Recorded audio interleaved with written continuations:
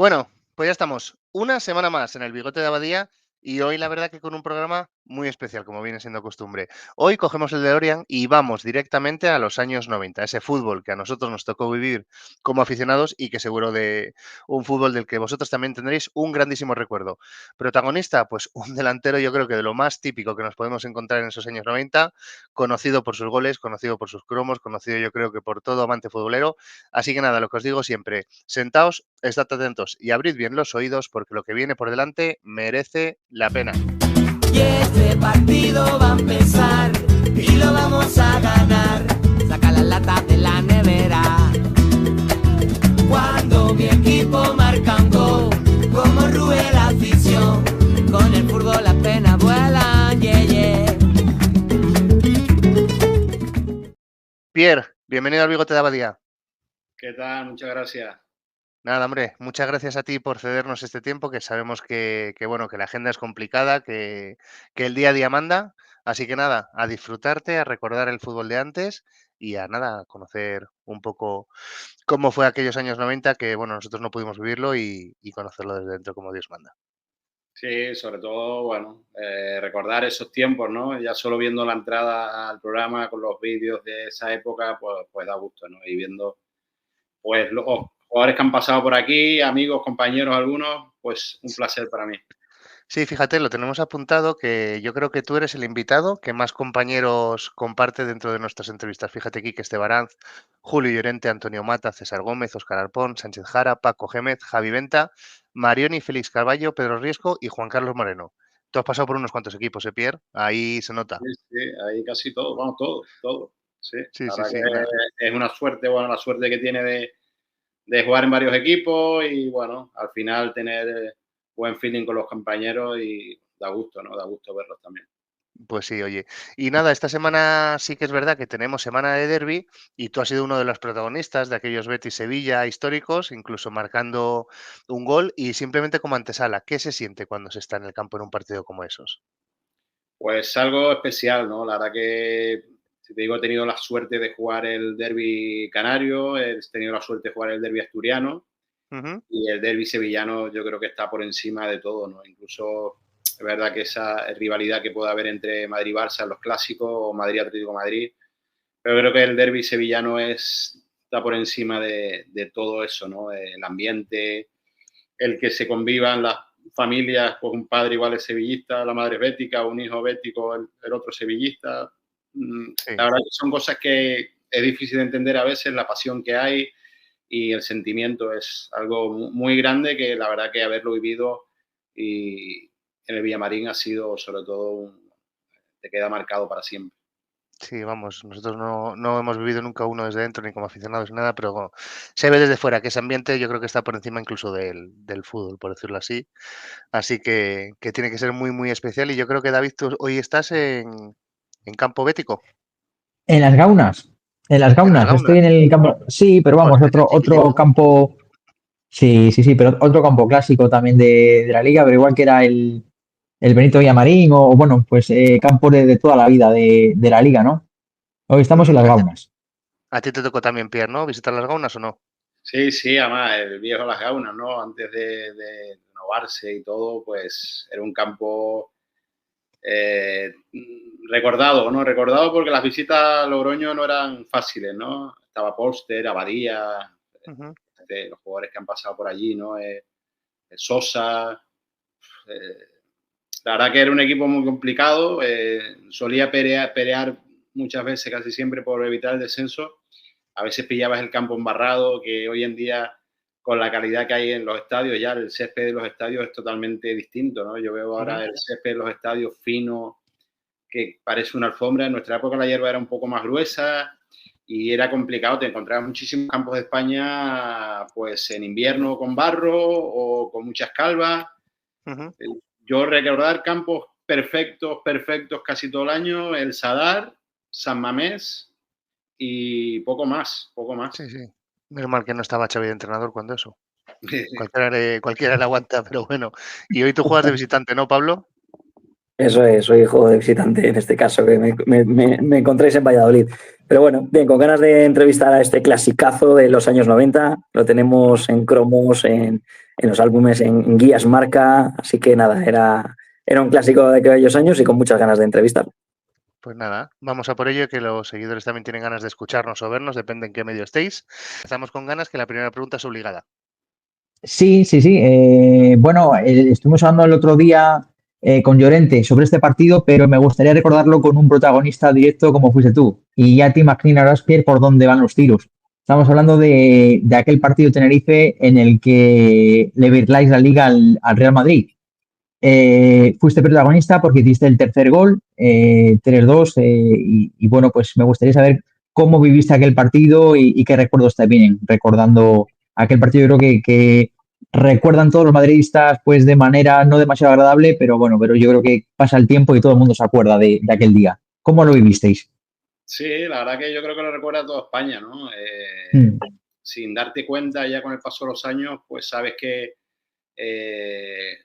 conseguimos que el Tenerife se convirtiera en parte de la historia de la liga, ¿no? Que ya eso era complicado. El Tenerife era un equipo, pues bueno, clásico en segunda división, segunda B, segunda división. Se consiguió subir a primera y ese partido contra el Madrid, pues ya nos lo dijo Valdano durante la semana, ¿no? Íbamos a estar en el epicentro del mundo futbolístico y que esa oportunidad la teníamos que aprovechar, pero sin miedo, sin presión, sino para disfrutar, para dejarnos ver, hacernos ver. Y sobre todo, te digo, al final, independientemente de que yo marcara el gol es el 3-2 o que marcara aquí que Estebarán o que ganáramos, yo creo que después de los años lo que más aprecia es haber conseguido que el Tenerife estuviera en la historia de la liga, ¿no? Y es verdad que todos los años, aparte al final de temporada, cuando se juega la liga, los clubes pues suelen salir las imágenes de esos partidos, de ese gol. Y bueno, yo recuerdo perfectamente que el padre de Fernando Redondo, que somos muy amigos, somos como hermanos, pues después del partido me dijo que lo que había hecho, no sabes, no te vas a dar cuenta, se va a recordar los próximos 10 años. Pues han pasado más de 30, creo, y todavía se habla de eso, ¿no? Es algo que, bueno, sin haber sido mi gol más bonito, pero es el más recordado, por supuesto, ¿no? Ujú. Te decía también partido de infausto recuerdo para los madridistas, porque precisamente buscando un poco pues la labor que hacemos de investigación antes de las entrevistas, me salía un cara a cara tuyo con Bullo, donde se le notaba dolido con aquel partido todavía. De hecho, se acusaba hasta de estar primados y demás. Se les nota dolidos pasa el tiempo, pero no olviden aquel partido, ¿eh? Sí, bueno, pues sí, es verdad, hemos tenido algún encontronazo, pero bueno, todo queda ahí, ¿no? Yo creo que al final, es verdad que ellos perder una liga y luego encima dos seguidas, pues fue un momento duro y al final el gol, pues bueno, yo tampoco tengo culpa, ¿no? Yo, fíjate que es una jugada extraña, que siempre hemos hablado con Quique Estebarán y con muchísimos compañeros, con Julio.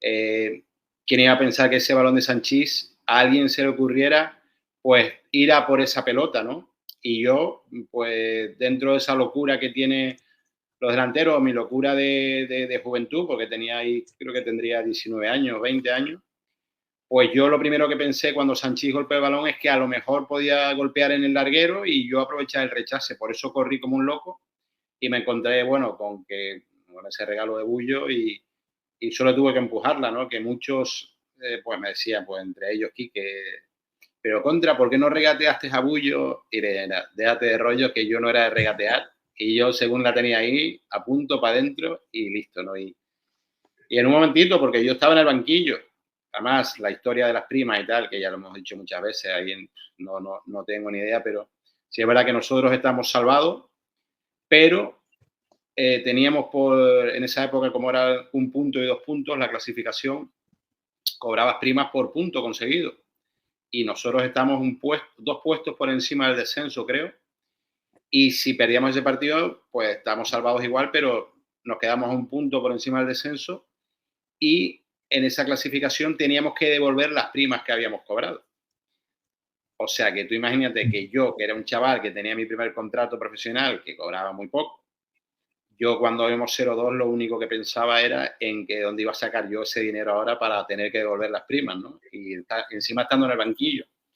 Pues bueno, tuve la suerte de entrar y estuve a punto de marcar el 2-2, que Rocha lo mete en propia puerta y me cabreé porque podía haberlo metido yo. Y luego marcas el 3-2 y bueno, te olvidas del mundo, ¿no? Y encima en esa época yo era un poco, pues, del Barça. ¿Verdad que con los años ya te olvidas de Barça-Madrid?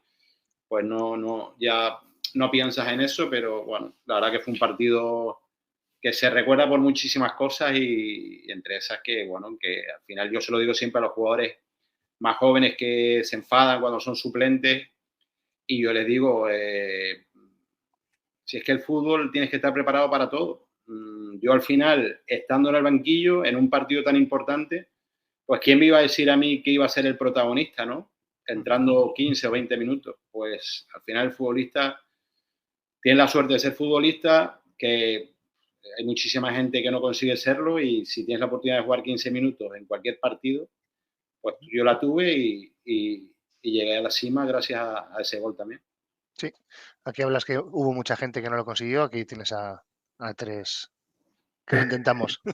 Pero bueno, y nada, y hablabas eso de la importancia de ser suplente y de tal, y mucho más ahora mismo con el fútbol de ahora, con los 5 cambios, tú lo tenías muchísimo más difícil.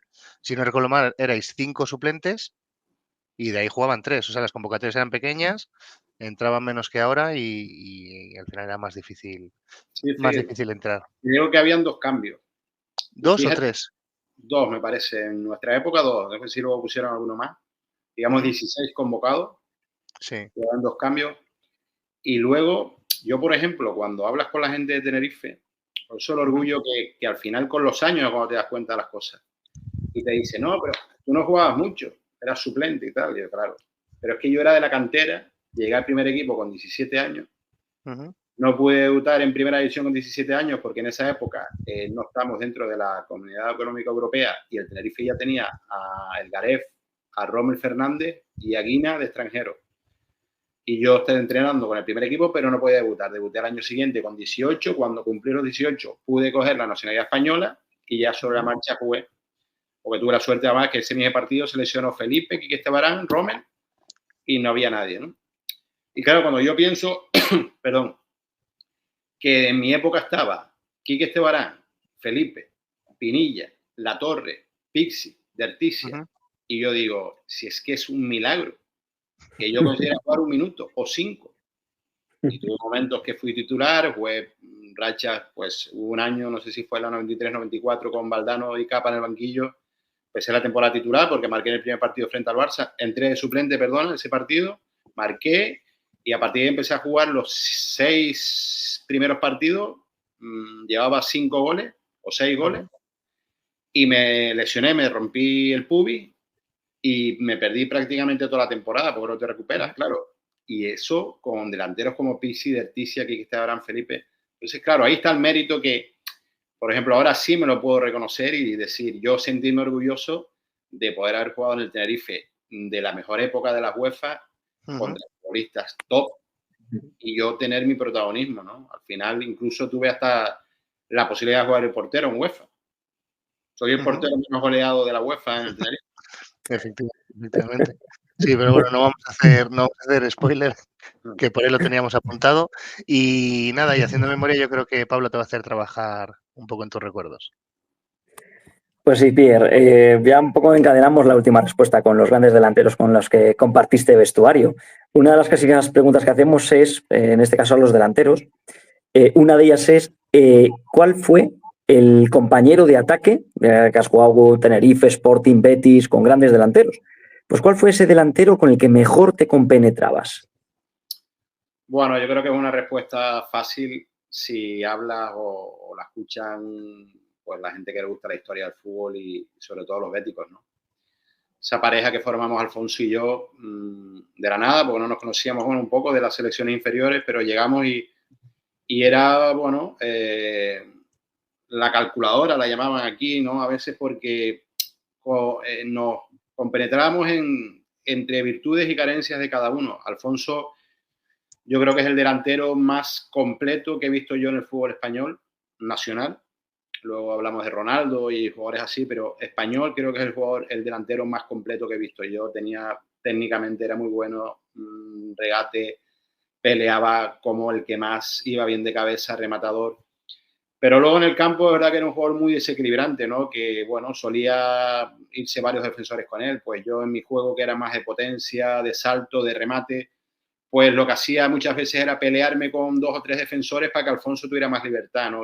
Y esa pareja que formamos, la verdad que aquí en el Betis se recuerda mucho y, bueno, en todos lados, ¿no? Aparte que para mí era muy fácil también jugar con un futbolista tan bueno como él, porque al final él muchas jugadas las hacía y te las cedía o te centraba, o salía el balón rebotado porque le entraban 2 o 3 defensores y tú lo aprovechabas también, ¿no? Al final nos compenetramos muy bien y yo creo que fue el delantero que, bueno, el compañero como delantero que mejor feeling tuve, ¿no? Al igual que cuando me tocó jugar con Savita, que entraba más el suplente, pero era otro delantero especial, porque yo, por ejemplo, cabeceaba mucho, peinaba los balones y él era un jugador muy rápido, ¿no? Se metía por todos lados y aprovechaba esas peinadas, esos rechaces.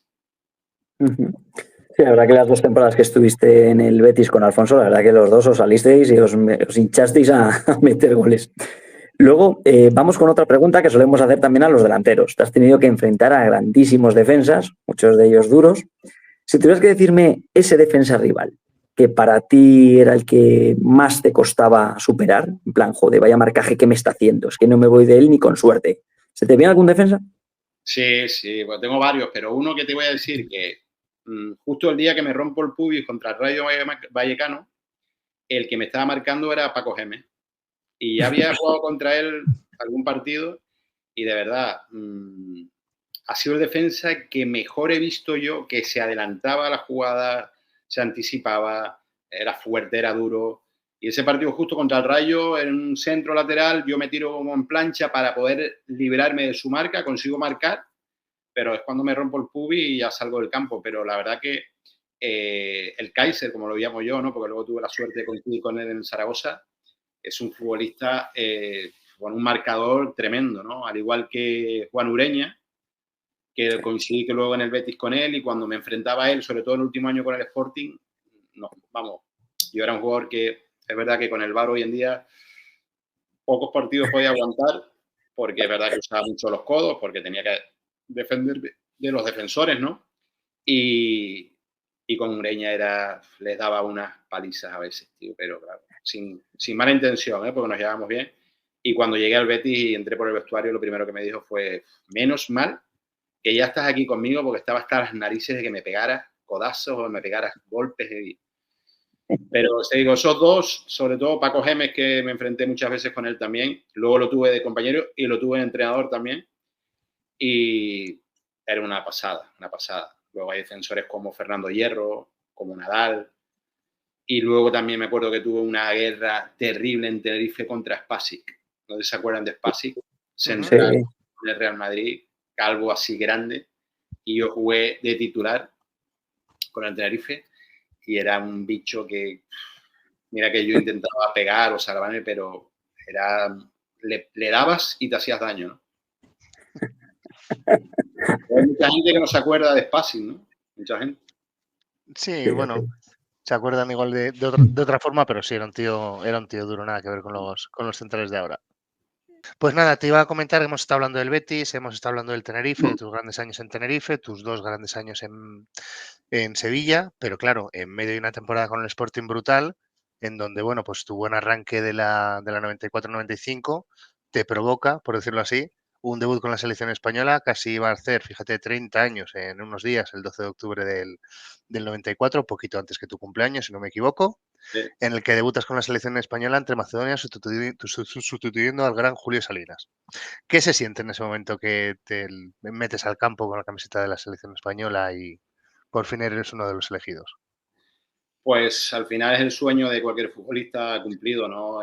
Yo creo que cuando juegas al fútbol y empiezas a destacar, pues había tenido la suerte de jugar en categorías inferiores, en sub-19, sub-20, sub-21 olímpica, y la absoluta era un sueño, ¿no? Y al final cuando llega el momento ese del cambio que me llama Javier Clemente para sustituir a Julio Salinas, que íbamos ganando 0-2, había metido 2 goles él, pues fue un momento inolvidable, ¿no? A veces no recuerdo exactamente cuántos balones pude tocar o lo que pude intervenir en el juego, estuve 15 o 20 minutos en el campo, pero se te va, ¿no? Porque solo te quedas con ese recuerdo de poder haber debutado y los momentos que viví, ¿no?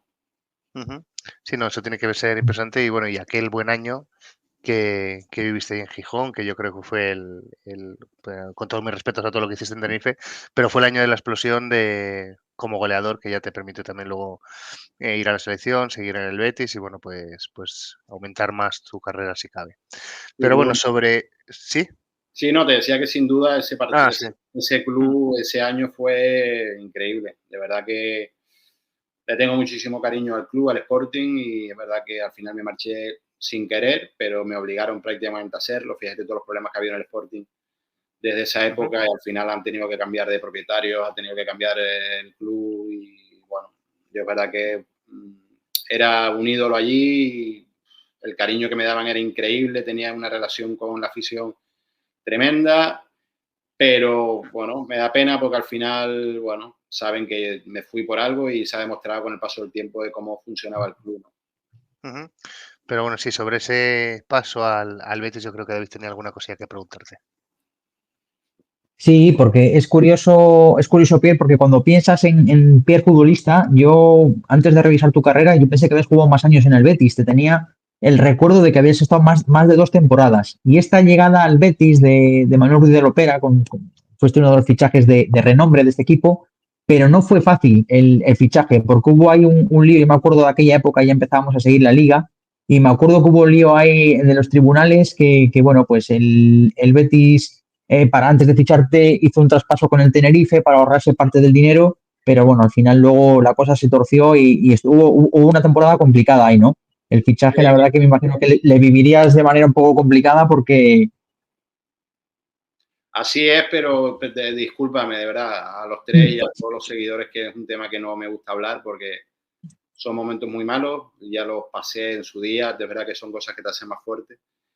Pero bueno, son cosas del fútbol. A veces los futbolistas somos mercancía, que es la cruda realidad.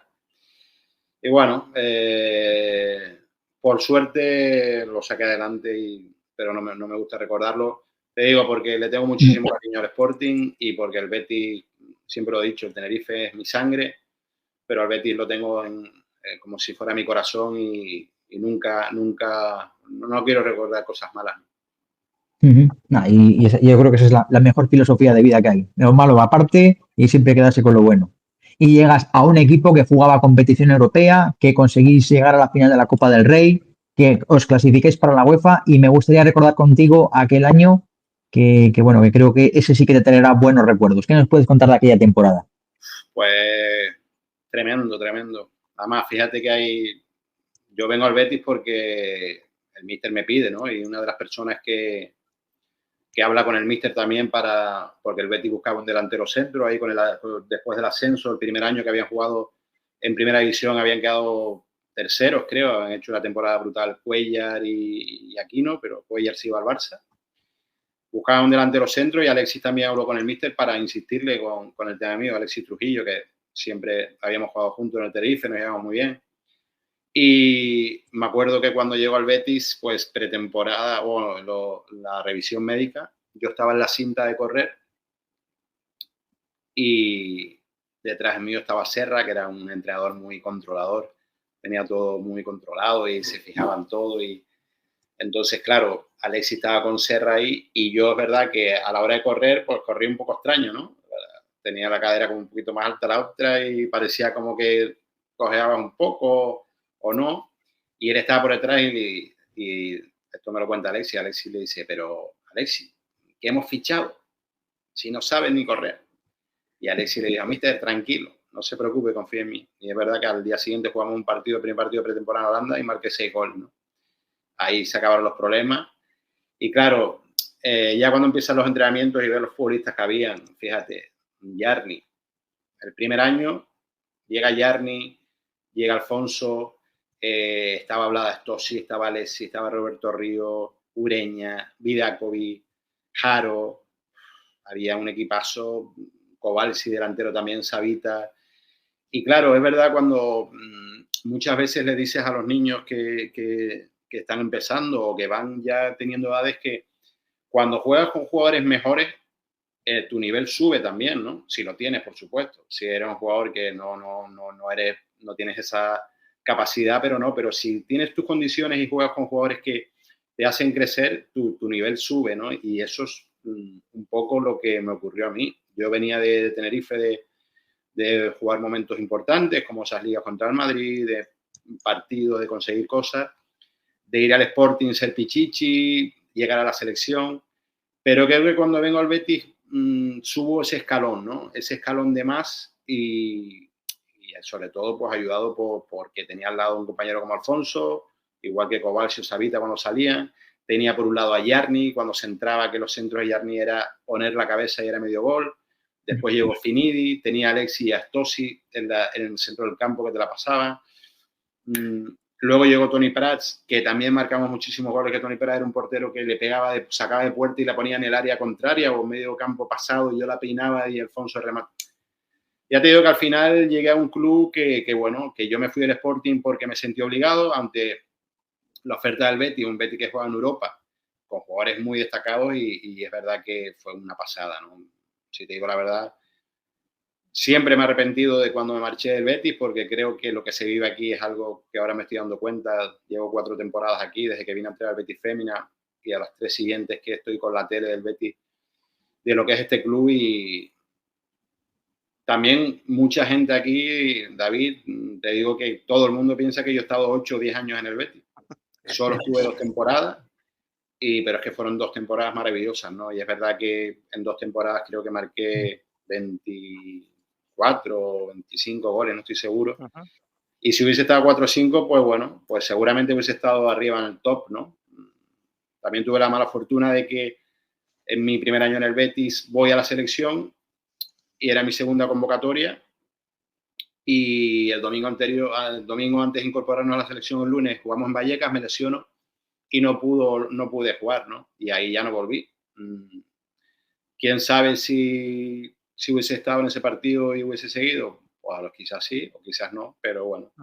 La verdad que ese paso por el Betis, te digo que, como bien dice, creo que fue el pasar a un escalón por encima de lo que yo mismo, pues, no te digo que podía imaginar, porque yo sabía lo que quería y me lo proponía y quería conseguirlo, pero fue algo increíble.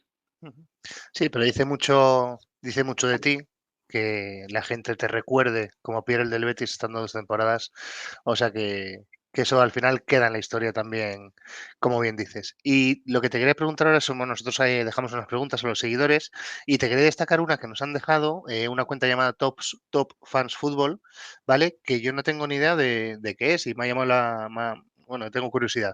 Es por la jugada que te costó la roja y 5 partidos de sanción según llegas a Zaragoza. ¿Qué es lo que pasó ahí? 6, fíjate, nos pone 5 por aquí, uno más. Pues esos sitios que, fíjate que yo en todos los equipos que había estado, Tenerife, Sporting, Betis, me había ido muy bien, me había ganado la gente, porque era un jugador también que peleaba mucho y tú sabes que cuando un jugador se entrega por unos colores, pues la afición lo agradece. Luego puedes tener mayor o menor fortuna de cara al gol siendo delantero, bueno, yo la tuve en todos los equipos. Y cuando llego a Zaragoza llegué en el último día de cierre de mercado, porque se había ido, creo que Fernando Morientes al Real Madrid. Me firman en ese último día de mercado, yo llego a Zaragoza y nada más llegar jugamos contra la Lazio un partido amistoso. Y me expulsan también. Fíjate, cuando entró al campo la ovación, pues doble amarilla. Total, que empieza la liga, primer partido fuera, choco con un defensor y tengo que salir del campo, me tienen que llevar al hospital, bueno, pasas noche ahí en Vigo, bueno, te incorporas, siguiente partido en casa con el Oviedo. Pues íbamos perdiendo 0-2 creo que era, y hay una falta cerca del final, bueno, la segunda parte, al borde del área, y yo cojo el balón rápido y la voy a colocar para sacar rápido y se me pone Pompey delante. Y yo con la pelota así, como que lo empujo, pero con la rodilla hacia la pelota. Y él se tira al suelo y empieza a retorcerse y tal, y pum y pan, y viene el árbitro corriendo y me saca roja. Yo digo, si no lo he tocado. Bueno, total que el comité en esa época había dicho que iban a poner mano dura en las sanciones. Pues fíjate si pusieron mano dura, que me pusieron 6 partidos de sanción y creo que fueron 5 millones de pesetas de multa. ¿En serio? ¿Por eso solamente no pasó nada más? Nada más. Te digo que fue esa, además que ni lo toqué. Encima, Sí. Pompey no estuvo bien en su día porque creo que nos llama García a los 2 días por ahí por la noche para entrar en la radio y Pompey dijo que podía haber arruinado su carrera y tal. Imagínate, tuvo un golpe por debajo del estómago, en su parte, pero sin llegar a golpearlo con el balón, además así. Y bueno, pues tuve la mala fortuna de que ese fue mi inicio de temporada en Zaragoza, ¿no? Pues imagínate, 6 partidos que el dinero, la multa que me pusieron, la redujeron en su cantidad, pero los 6 partidos no quitaron ni uno. Y tuve que estar 6 partidos sin jugar. Cuando regreso, que vamos a Salamanca, el equipo no estaba bien y la verdad que hice un gran partido, un partidazo. Ganamos 0-1, estuve muy bien, no marqué, pero me había encontrado bien y la gente, oye, apoyándome, porque decía, joder, cómo se nota que ha vuelto. Siguiente partido en casa, jugamos con la Real Sociedad, empatamos a 0, yo tiro un balón de medio chilena al palo, que no entra. Siguiente partido fuera, no marco, pues a los 3, 4 partidos de no marcar, pues ya empiezan los nervios, ¿no? Y es verdad que, bueno, solo marqué un gol en Zaragoza, contra el Tenerife justo. Y en Copa del Rey sí marqué 5-6, que llegamos hasta semifinal contra el Barça, pero fue un sitio donde es verdad que la gente, que yo lo entiendo, se mosqueó mucho porque era delantero, fichaje estrella, digamos, entre comillas, última hora en el mercado y no consigues marcar, pues me da pena, porque es una gran ciudad, un gran estadio, una gran afición. Hice partidos muy buenos donde tuve opciones de gol al larguero, al palo. Parecía que estaba, o sea, que no era el sitio para mí. Bueno. Pero esa jugada que te comentan en las preguntas, pues sí, marcó seguramente mi paso por Zaragoza. Sí, nada, bueno, pues pagaste el cambio de norma, por decirlo así, como a veces se dice. Pero bueno, nada, Pierre, pues como bien sabes que nos has escuchado hasta aquí la primera parte, la de la entrevista pura, ¿vale? Vamos ahora nada con 3 juegos muy cortos, que el primero te lo va a contar Pablo. Eso es, Pierre. Vamos con el primer juego, se llama Los nombres propios. Consiste en el que... No será de correr ni nada, ¿no? Que no puedo. No, no. No, aquí todos sentados. Pues nada, como te explicaba, es un juego que se llama Los nombres propios, en el que consiste, yo te digo una serie de nombres y tú, si puedes, me los tienes que intentar definir con una palabra, un adjetivo, ¿vale? Vale. Empezamos con el primero. La Torre.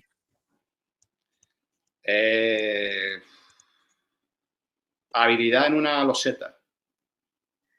Jorge Valdano. Un genio, un ídolo. Yo creo que ha sido, junto a Serra Ferrer, los que han marcado mi carrera como entrenador. Vale. Finidi.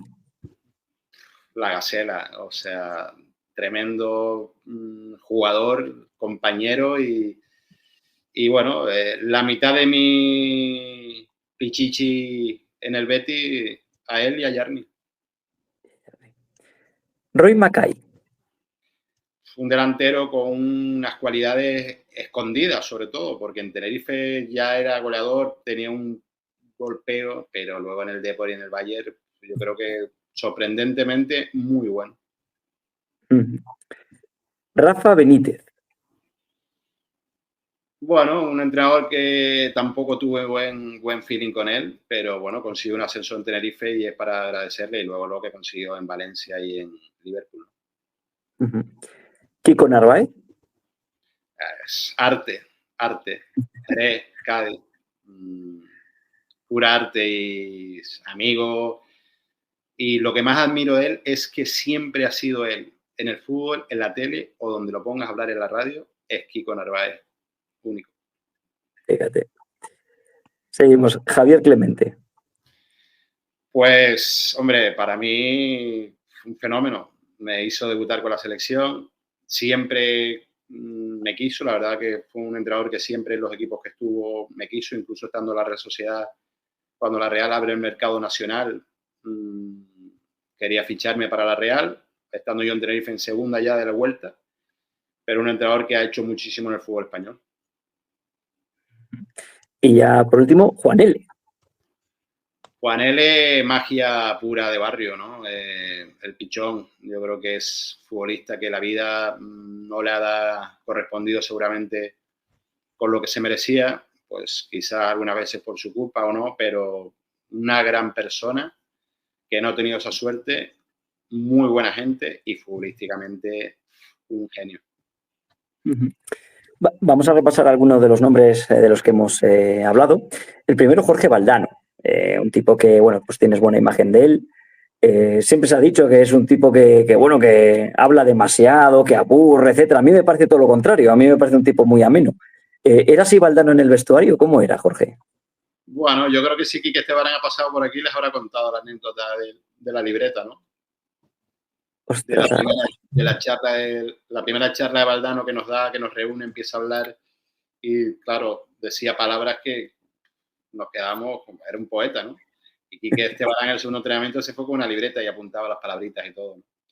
Pero no, para mí, te digo, todavía hoy en día hablo por teléfono con él y me emociono, ¿no? Porque lo admiro y lo admiro. Desde que llegó ahí en Tenerife, su trato conmigo, su cariño fue brutal y han pasado muchísimos años y la verdad que, te digo, fue el entrenador que me hizo descubrir el fútbol de otra manera y luego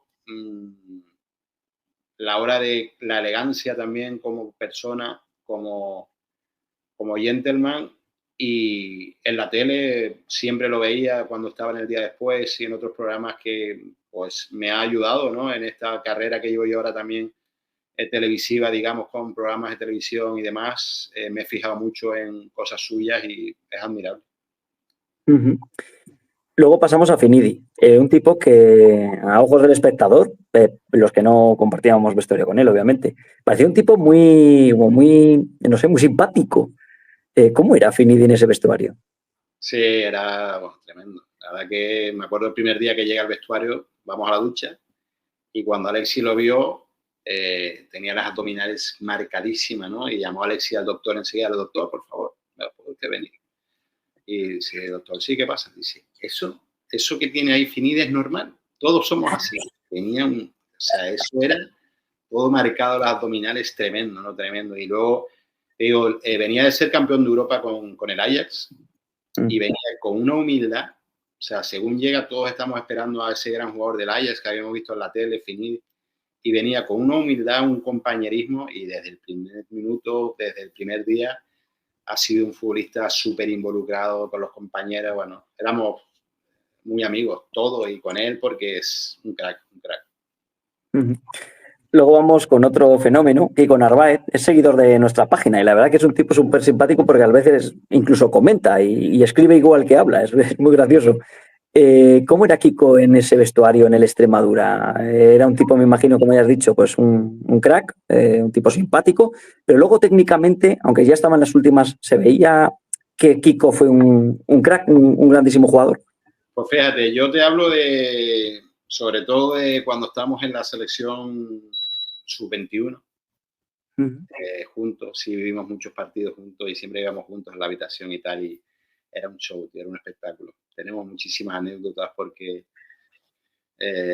bueno, cosas que no se pueden contar, porque yo como de Tenerife traíamos videojuegos, relojes, cosas siempre del mercado de allí que no había en la península, de estas baratas, más baratas, ¿no? Y hacíamos nosotros nuestros trapicheos. Pero sobre todo era como persona, ¿no? Yo te digo que yo lo conocí con 20 años, 19 años, y hoy en día es que es igual, ¿no? Y cuando vamos a Extremadura, pues yo recuerdo que estaba en Tenerife, habíamos ascendido a Primera División, había llegado Pepe Mel, y yo ya estaba, tenía 29 o 30 años, habían delanteros en el Tenerife como Marioni, como el Vichy Fuerte, Pinilla, y no tenía ese protagonismo, era capitán, pero me llama Juanito, que fue presidente de Extremadura, que fue en el Atlético de Madrid, en Sevilla, en Extremadura, y me llama que había adquirido las acciones en Extremadura y que había llamado a Kiko y que me estaba llamando a mí para que fuéramos Kiko y yo para ir para allá porque el equipo iba último y quería salvarse. Claro, a mí cuando me dijo que iba Kiko, y Kiko venía de haberse operado los dos tobillos, había tenido esas lesiones complicadas que incluso tuvo que volver a aprender a caminar prácticamente, ¿no? Y cuando llegamos a Extremadura, bueno, nos reímos mucho porque él iba con su familia, yo con las mías, con las niñas pequeñas, y convivíamos las 24 horas juntos, tío, y hacíamos cosas, bueno, que normalmente el futbolista no suele hacer, ¿no? Porque estás un par de horas juntos y tal, pues nosotros estamos las 24 horas prácticamente y íbamos a cualquier lado y en el Extremadura era un equipo como más de pueblo, ¿no? O sea, había mucha complicidad con la gente por la calle. Yo me acuerdo la noche anterior a un partido estar a las 11, a las 12 de la noche en un colegio que era la fiesta del colegio con los niños, con las niñas nuestras pequeñas, sin problemas con la gente. Y yo me acuerdo que el primer partido que jugamos fuera de casa fue en Jerez, contra el Jerez. Kiko estaba en el banquillo y yo marqué el 0-1 en la segunda parte y me fui corriendo a dedicárselo, ¿no? Porque fue una cosa como, ya no de amigo y compañero, sino de admiración, porque ese Kiko Narváez de esos años en el Cádiz y ese Kiko del Atlético de Madrid, la selección, yo creo que era un futbolista admirado hasta por los propios compañeros y yo lo admiraba y lo sigo admirando, sobre todo ahora mismo por cómo es como persona, que yo lo escucho en la radio, lo veo en cualquier lado y es igual que en la vida de fuera, en la calle, ¿no? Y eso creo que una persona, para un futbolista, que a veces cambiamos mucho a la hora de comportarte en un sitio o en otro, creo que eso lo hace admirable la naturalidad que tiene y la humildad que tiene, ¿no? Pero era un personaje tremendo, y más en Almendralejo, fíjate, que está lleno de chanchitos allí, de ovejas, de las gallinas, fíjate las que liamos allí, las bromas y demás. Bueno, y luego vamos a hablar de Roy Mackay, un delantero que luego, como bien dijiste, pues, se salió en Europa y en el Deportivo La Coruña, pero ya no solo de Mackay, quiero hablar de aquel Tenerife que descendisteis, y tengo aquí anotados una serie de nombres en el que estabais tú mismo, Pablo Paz, Juan L., Jokanovic, Mackay, Chano, Mono Montoya, Codro, Mista. ¿Qué pasó para descender con ese equipo? Emerson. Pinilla. Bueno, pues yo me acuerdo que yo llegué en diciembre. En diciembre estaba en el Zaragoza con Chechu Rojo. No estaba jugando, no iba convocado y salió la oportunidad de ir a Tenerife, ¿no? Recuerdo que fue Carlos Aymar al Tenerife como entrenador. Yo lo conocía y aproveché esa amistad también, como tenía buen rollo con Javier Pérez, con el presidente del Tenerife, con el gran presidente, pues los puse de acuerdo a los dos para que me ficharan y me fui para allá, ¿no? El equipo estaba abajo en descenso. Y recuerdo que el primer partido que llego al estadio, bueno, me llevo una ovación, estadio lleno, y ganamos 1-0, yo forzo el penalti y lo marca Juan L. Y tuvimos 2 o 3 partidos buenos que salimos del descenso, luego yo me lesiono, una lesión muscular, y hay jugadores que también están tocados, y la verdad que el equipo lleva un par de años ya, yo viéndolos de fuera, porque ya te digo que esa fue mi vuelta, pero ya un par de temporadas ya jugando con el descenso, que se salva la última jornada, faltando 2. Y al final yo creo que ese año estuvimos a punto de salvarnos. El último partido, el penúltimo, ganamos al Valencia en casa, y si hubiese perdido el Villarreal, no la jugamos en la última jornada, ¿no? Pero el Villarreal ganó y descendimos. Pero yo creo que fue al final, aunque tuvieras muy buen equipo, muy buenísimos jugadores, yo creo que no estaba el equipo compenetrado, ¿no? Había muchos jugadores que quizás se querían marchar antes, no pudieron hacerlo y no había ese buen feeling que se necesita en un vestuario. Luego Javier Clemente, cuando debutaste en la selección, él era el seleccionador, el míster, tipo directo, vasco, sin filtros. ¿Recuerdas a Javier Clemente que te dijera pues alguna frase, digamos, para tranquilizarte antes de salir al campo o en el vestuario, la charla que dio? ¿Cómo recuerdas a Clemente? Bueno, él era muy claro. Lo que me dijo cuando salgo al campo es que me rompiera los cuernos y que hiciera lo que sabía hacer, que peleara por los balones, que buscara, que no tuviera miedo y que fuera para adelante, ¿no? Incluso estando en la sub-21 ya me advirtió que me iba a llamar a la absoluta o que iba a llegar y que siguiera así, ¿no? Yo creo que es un tío que siempre ha sido muy claro, ¿no? Y yo creo que es una de las cosas que más importante hay para el futbolista, es que tengas un entrenador que sea muy claro y te defienda como él te defiende, ¿no? Y luego Juan L., el pichón de Roces, un tipo con una calidad, según unos compañeros nuestros, tremenda. ¿Tan bueno era Juan L. y por qué crees que podía haber llegado algo más? No lo sé.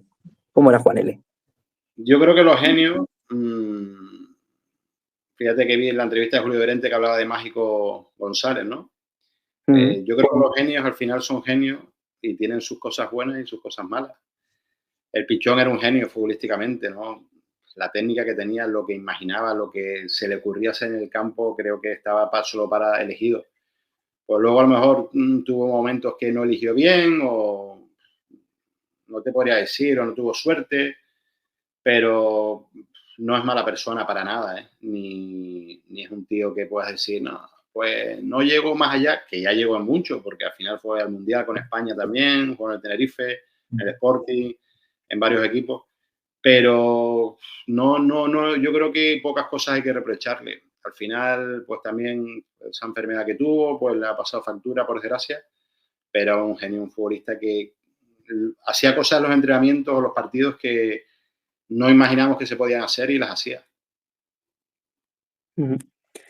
Y ya por último, Gambetita Latorre, un tipo que vino de Boca Juniors con más cartel que el propio Batistuta. Compartieron los dos delantera en Boca y el bueno era Latorre, por decirlo de alguna manera. ¿Cómo era Latorre? ¿Era tan regateador, tan bueno como era el gran Diego? Sí, en España le costó al principio porque ese juego suyo de jugar en 1 metro, 2 metros, regatear, pues los defensores ya te daban duro, ¿no? Incluso los entrenamientos con nosotros. Verdad que fuimos a Argentina a una gira y era tan importante casi como Maradona. Fuimos a la Bombonera a un partido, todo el equipo, y cuando se enteraron que estaba Diego ahí empezaron a cantarle y a corear su nombre y era tremendo, ¿no? Tremendo. Y la cantidad de gente que venía al hotel a intentar verlo. Futbolísticamente era un jugador distinto, desequilibrante, que de esos jugadores también que a veces de 5 partidos, 2 juega como Maradona y 3 a lo mejor no consigue rachar y pues la gente se puede enfadar, pero sí es verdad que tenía unas condiciones las mismas que tiene ahora en televisión, ¿no? Que trabaja para el ESPN, creo que es, y es un genio. Pero futbolísticamente la verdad que sorprendió a muchísima gente y quizás en España no tuvo esa fortuna porque futbolísticamente yo creo que era un jugador top. Muy bien, Pierre, pues vamos con el siguiente juego. Este se llama Cortitas y al pie y la idea pues es sacarte momentos concretos, anécdotas, preguntas muy cortas para conocer un poquito mejor a Pierre. Vamos allá con la primera. Un apodo por el que te conociesen tus compañeros. Loco. ¿Cuál sería para ti tu mejor gol? Con el Betis frente al Sevilla en un derbi. Un gol de cabeza. No le puedo. De cabeza. ¿Por lo que significó y por la belleza o sobre todo por lo que significó? Por la belleza, porque fue un centro de Yarni, yo salté casi fuera del área y por encima de los defensores bastante y encima en un derbi. Esta es una pregunta obligada para cualquier exjugador del Betis de aquella época. Nos gustan mucho los presidentes icónicos de aquella época, nos gustan mucho. Seguramente con Manuel Ruiz de Lopera tengas alguna anécdota que nos puedas contar. Con Manuel hay muchas. Recuerdo una vez volviendo de Kaiserslautern que ganamos 1-3 creo que fue y llegamos a Sevilla a las 4 de la mañana y cuando nos bajamos del avión yo fui a la guagua, bueno, al autobús que te lleva del avión a la terminal y me subí por delante al chofer y le dije, déjame que yo lleve el coche, el autobús. Y cogí el autobús y cuando estamos llegando ya a la terminal pillé una curva así y Lopera y Serra Ferrer se cayeron y el hombre se levantó con los pocos pelos que tenía todos para arriba y la gente, claro, no sabían que yo estaba tampoco pilotando, solo sabía Alexis, Sabita, alguno más. Y la risa, imagínate la cara del hombre. Joder, fallado. Esa es buena, yo creo que de las mejores que nos han contado por aquí, muy buena.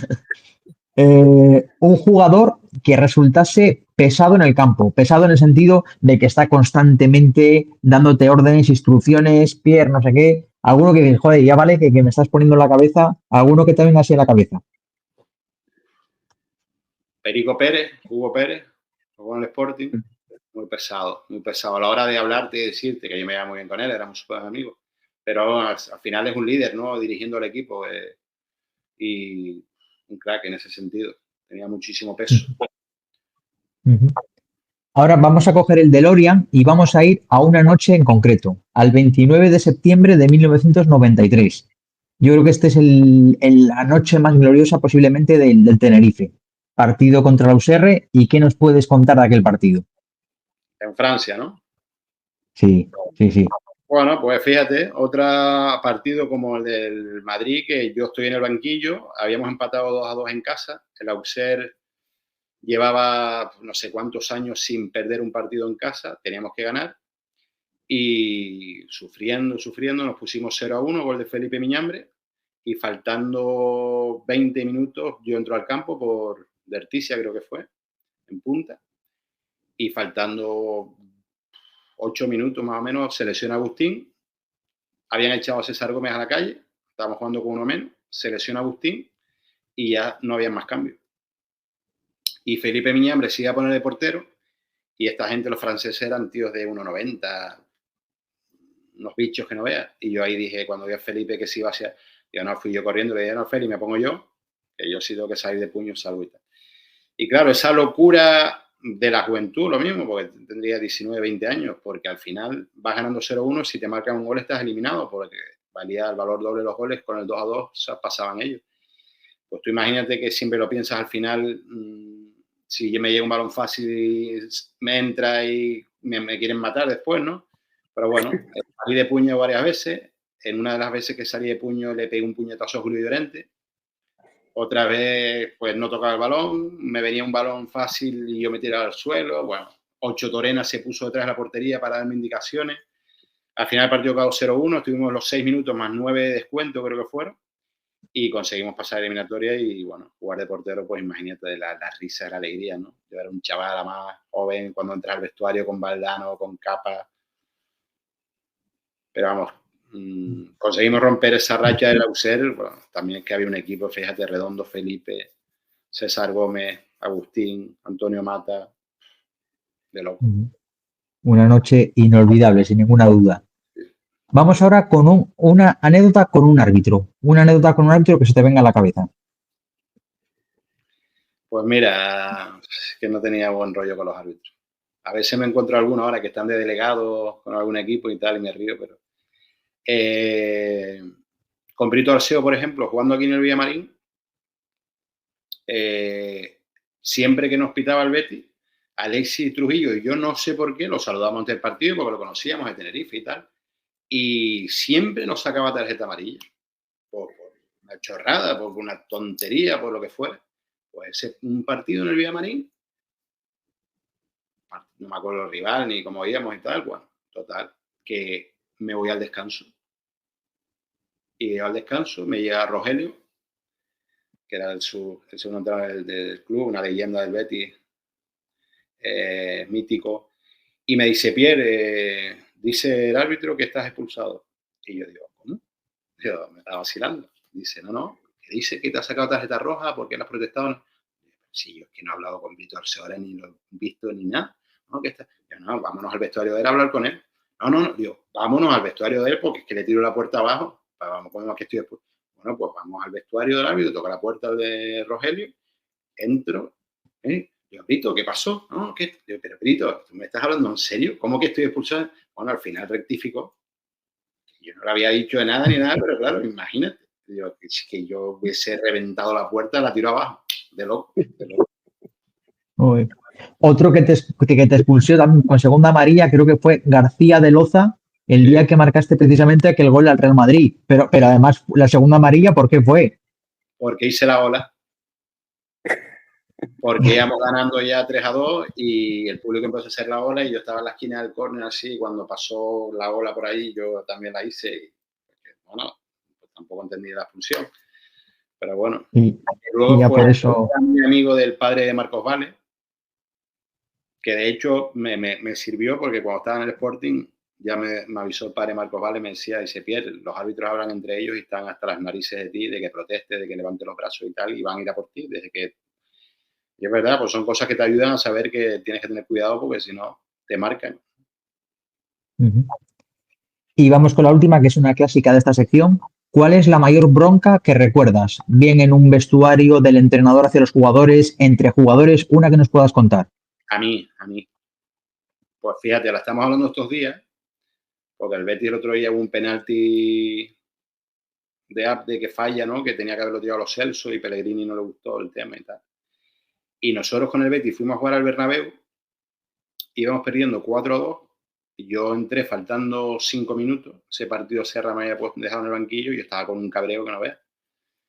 Y entré faltando 5 minutos y en el último minuto penalti. Y claro, yo cogí la pelota y lo tiro yo. Y claro, desde el banquillo Serra. y Yarni el que tenía que tirar, y Alexis Yarni, lo tiro yo, déjame. Y lo tiré y lo fallé. Y cuando entro al vestuario, yo entro al vestuario ya, verdad que el penalti, aunque lo metiera, pues era la última jugada, ¿no? No hubiésemos remontado, pero bueno. Yo entro al vestuario y el primero que entro se agacha, primero porque habíamos perdido y segundo que me voy a mi sitio ahí y de repente cuando estaba en mi sitio ya me escuché los pasos por detrás de Serra Ferrer, me di un pollo, una bronca.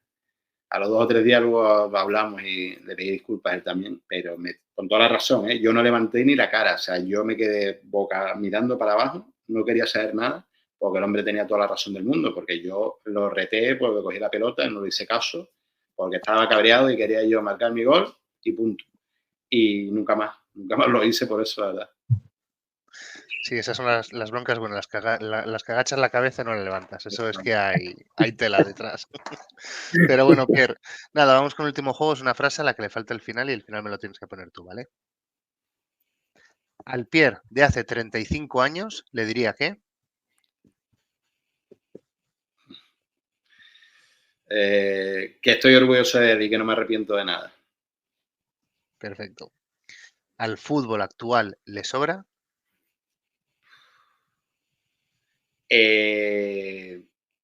La incertidumbre del VAR Ujú. en los penaltis y las expulsiones. El fuera de juego se ha arreglado con el semiautomático, no hay ningún problema, ahí no falla. Pero Ujú. la falta de información que tienen los futbolistas, los entrenadores, los clubes, o sea, es esa duda que hay, que me parece el VAR súper útil. Fíjate, los fuera de juego con el semiautomático se ha arreglado muchísimo, ya es que no falla porque es milimétrico. Pero el tema de las expulsiones, pero sobre todo los penaltis, cómo unos lo interpretan de una manera o de otra, eso se lo está cargando. Ujú. Vale. Lo peor de haber sido futbolista es... Si eres consciente, no hay nada malo, porque por mucho tiempo que te quite, por mucha vives en una vida a veces irreal, porque tienes amigos que no lo son y te traicionan o no, te pierdes muchas cosas, a veces te casas joven, pero vives algo que creo que es único, ¿no? Yo creo que el fútbol mueve a la sociedad en cualquier parte del mundo y es lo mejor que hay. Perfecto. Mi experiencia en el Bigote de Abadía ha sido... Pues una maravilla, porque la verdad que lo había visto algún programa y cuando el de Quique estaba sobre todo, y creo que Quique me dijo algo una vez, pero luego Julio Llorente fue el que más me insistió, oye, mira, hazles caso y tal, y no, Julio, si yo hago caso a todo el mundo, pero no sabía al final, ¿no? Pues tampoco sabía si iban a contactar conmigo o no, porque al final somos 500.000 de la época, ¿no? Y todo muy bueno. Sí. Pero ha sido maravilloso porque sobre todo ya cuando dejas el fútbol, no los primeros años, sino ya cuando pasan muchos años, puedes hablar con una naturalidad que yo creo que la gente agradece, ¿no? Porque es verdad que a veces los futbolistas no pueden, no deben, no les dejan o no les apetece. Y ya a nosotros nos da igual, pues a una persona como yo ya, a esta altura, con 53 años que voy a cumplir, solo aquí, con mis hijas grandes ya, puedo decir lo que quiera, mientras no vayas a ofender a nadie. Y creo que estas charlas con ustedes que al final admiran el fútbol de esa época, como muchos admiramos, pues es importante para la gente que lo escuche, ¿no?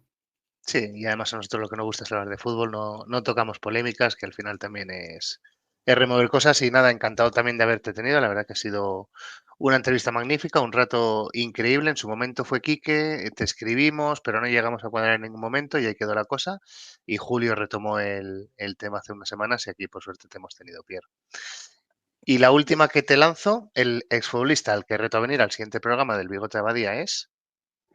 ¿Y a Kiko que te interviene y ya lo has entrevistado? El Kiko es la eterna lucha que tenemos. Ojalá le tengamos algún día, pero no damos con él. O sea Bueno, que, Pierre, si tú nos puedes echar un cable, estaríamos encantados. pues vamos a nominarlo, ¿no? Venga, pues le Estamos nominamos. entre dos, pero ya que me dices que siga la página y todo, pues vamos Sí, a nominar a Kiko Narváez. venga, a ver si nos echas tú una mano y le animamos entre Lo todos. voy a buscar yo a la casa y lo sacaré yo en el ordenador. Pero sí, Perfecto, pues nada. vamos a nominar a Kiko Narváez, que yo creo que es un personaje, un futbolista, es una persona que a todo el mundo le va a encantar y se van a reír mucho y sobre todo van a disfrutar de sus experiencias. Es Perfecto. otro Oye, pues, de los que tiene que tener muchas anécdotas para contar también, Kiko, ¿eh? Bueno, imagínate. Hay muchas que no se pueden contar, pero sí, es lo que te iba a decir. Tiene muchas para contar y otras tantas para callar, seguro. exacto. Pero bueno, Pierre, oye, pues si nos echas una mano, agradecidísimo. Mira, por aquí te dejo de un seguidor que nos ha puesto por aquí también. Saludos desde Gijón, Pierre, ídolo de mi infancia. O sea, que la gente que ha estado aquí pendiente también se acuerda mucho de ti. Nosotros no es que nos acordemos, es que no te hemos olvidado tampoco, siempre te hemos tenido ahí. O sea, que al final es un poco pues recordarte y volver a recordar ese fútbol a través de ti, Pierre. Ha sido una maravilla de entrevista, la verdad. Así que agradecidísimo y para lo que necesites, aquí está el Bigote de Abadía. Pues muchísimas gracias, enhorabuena y nada, pues ya veremos a ver el programa otra vez y ojalá se enganche Kiko, que cumpla con el reto. Seguro, ahí le tienes Muy bien. que obligar tú, le tienes ahí que picar un poquito y que se venga con nosotros, que somos buenos chicos y aquí lo pasamos bien. Perfecto. Muchas gracias. Genial, Pierre. Pues Un nada, abrazo. muchas gracias y suerte para el fin de semana en el derby. Así sea. Gracias. Un abrazo muy grande. Hasta ahora. Hasta luego. Gracias. Un abrazo, hasta la Chao. próxima, Pierre. Adiós.